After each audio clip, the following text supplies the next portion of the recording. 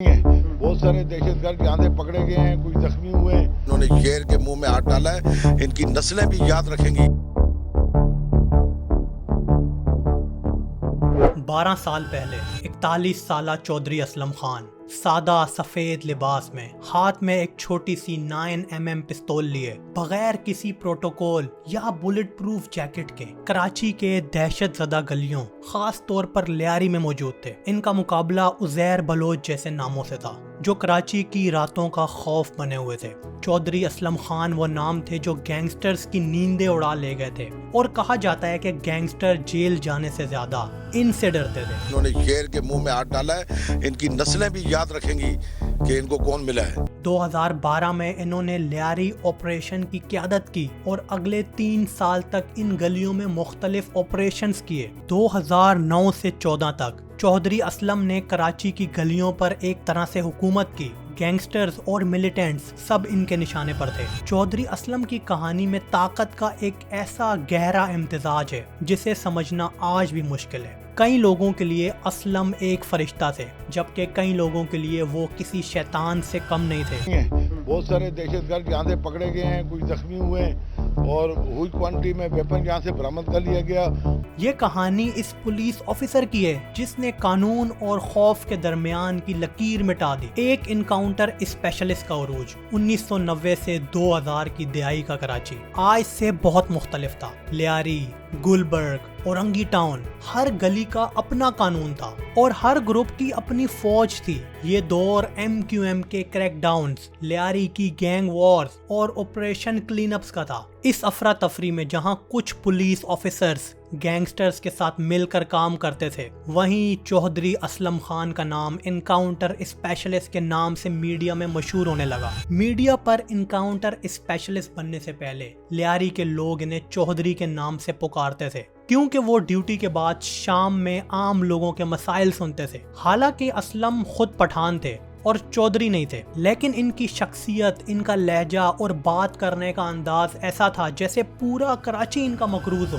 اسلم کا encounter specialist بننے کا دور 1992 سے شروع ہوا۔ 1992 سے 1994 کے آپریشن کلین اپس کے دوران انہیں کراچی کے گلبہار علاقے کا SHO لگایا گیا، جو اس وقت کسی بھی پولیس افسر کے لیے سب سے خطرناک پوسٹنگ تھی۔ اسلم نے اپنا سب سے پہلا ریڈ MQM کے ملیٹنٹس پر کیا، جو اس وقت کراچی کو عملی طور پر اون کرتے تھے۔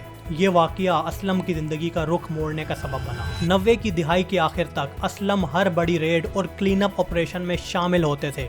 ہیڈ لائنز میں ان کے انکاؤنٹرز چھاپے جاتے تھے، جس سے وہ میڈیا پر انکاؤنٹر اسپیشلسٹ کے نام سے مشہور ہو گئے۔ ان کے نام سے MQM کے ہٹ مین شعیب خان سمیت کئی بڑے انکاؤنٹر منسوب کیے گئے۔ اسلم کے دعوے اور میڈیا رپورٹس کے مطابق انہوں نے 100 سے زیادہ انکاؤنٹرز کیے۔ 2009 کے ایک انکاؤنٹر میں رحمان ڈکیٹ مارا گیا۔ کراچی کے اتنے بڑے گینگسٹر کو مارنے کے بعد کراچی کی گلیوں میں صرف اسلم کا نام گونج رہا تھا۔ اسلم محض ایک پولیس آفیسر نہیں بلکہ ایک برانڈ بن چکے تھے۔ رپورٹرز اندرونی معلومات حاصل کرنے کے لیے ان کی ریڈز کے پیچھے بھاگتے تھے۔ جب ملٹری بیکڈ آپریشن کی مدد سے MQM کے کرائمز کو کافی حد تک کنٹرول کر لیا گیا، تو اسلم کا دوسرا بڑا ہدف تحریک طالبان پاکستان یعنی TTP بنی۔ اس وقت TTP صرف خیبر پختونخوا تک محدود نہیں تھی، بلکہ ان کے کرائمز کراچی تک پھیلے ہوئے تھے۔ 2006 سے لیاری گینگسٹرز کے ساتھ اسلم کا اچھا خاصا تنازع چل رہا تھا، اور پھر TTP کو بھی آپریشنز میں نشانہ بنایا گیا۔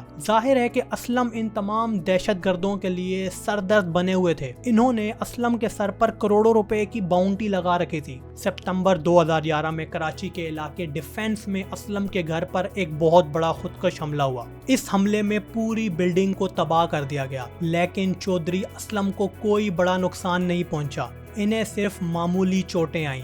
اس واقعے کے بعد اسلم نے ٹی وی پر بیان دیا، انہوں نے شیر کے منہ میں ہاتھ ڈالا ہے۔ افسوس کے ساتھ کہنا پڑتا ہے کہ کراچی کا انصاف کبھی صاف نہیں تھا۔ چودھری اسلم کے کیریئر میں بھی انصاف اور ناانصافی دونوں شامل تھیں۔ ایک بڑا اسکینڈل جس کو اسلم نے چھپانے کی کوشش کی، وہ تھا اس وقت کے مشہور گنڈے طور خان کا واقعہ۔ اسلم نے طور خان پر ہاتھ ڈالنے کا فیصلہ کیا، لیکن ایک ریڈ کے دوران طور خان نے چالاکی سے اسلم کا اسلحہ قبضے میں لے لیا۔ تور خان نے اسلحہ صرف ایک شرط پر واپس کیا، اسلم ان کے قدموں میں گڑ گڑا کر معافی مانگے۔ چودھری اسلم نے مجبوری میں یہ ذلت کا راستہ اپنایا۔ بعد میں جب تور خان کا انکاؤنٹر ہوا تو اسلم کا یہ کردار میڈیا میں چھپا۔ اس کے بعد چودھری اسلم کے مزید اسکینڈلز کھلنے لگے جس نے ان کی ہیرو والی امیج کو کریک کرنا شروع کر دیا۔ ایک مشہور کیس حافظ اسامہ قادری کیس تھا، جہاں سیاسی دباؤ کے تحت اسلم نے حافظ قادری کو برہنہ سڑک پر باندھ دیا۔ اس واقعے نے یہ سوال اٹھایا کہ کیا اسلم صرف ایک سیاسی کٹ پتلی تھے جو دباؤ میں کچھ بھی کرنے کو تیار تھے؟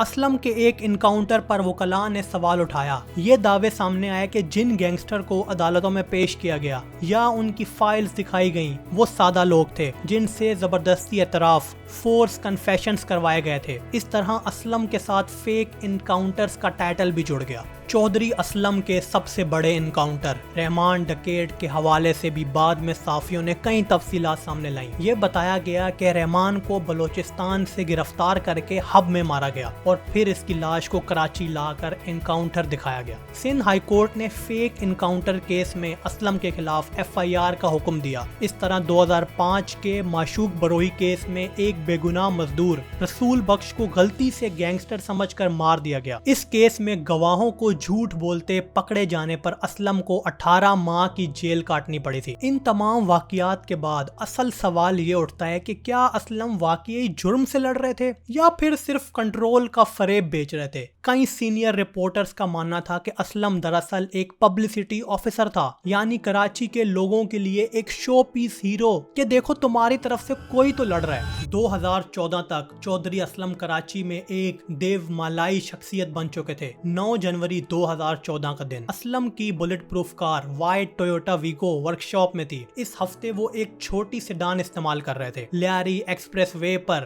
بارود سے بھری ایک گاڑی اسلم کی سیڈان سے ٹکرائی اور اس حادثے میں کراچی سے اس پر حکومت کرنے والا پولیس آفیسر چھین لیا گیا۔ اس حملے کی ذمہ داری تحریک طالبان پاکستان TTP نے لی اور اسے اسلم کے ہاتھوں مارے گئے ملیٹنٹس کا بدلہ قرار دیا۔ تاہم بعد میں ایک پلاٹ ٹوسٹ آیا۔ کلبھوشن یادو نے اپنے اعتراف کی تفصیلات میں SSP چودھری اسلم کے قتل کا ذکر کیا اور کہا کہ اس حملے میں رو بھی شامل تھی۔ اس سے یہ اشارہ ملا کہ ہو سکتا ہے کہ آگ TTP نے لگائی ہو، لیکن اس کا لائٹر بھارت میں موجود تھا۔ چودھری اسلم خان کا نام آج بھی کراچی کے بچے کو یاد ہے۔ وہ کراچی کے لیے ایک متھ بن چکے ہیں، ایک ایسی کہانی جس کے بارے میں آج تو کوئی فیصلہ نہیں کر پا رہا کہ یہ ایک ویلن کی کہانی ہے یا پھر ایک ہیرو کی۔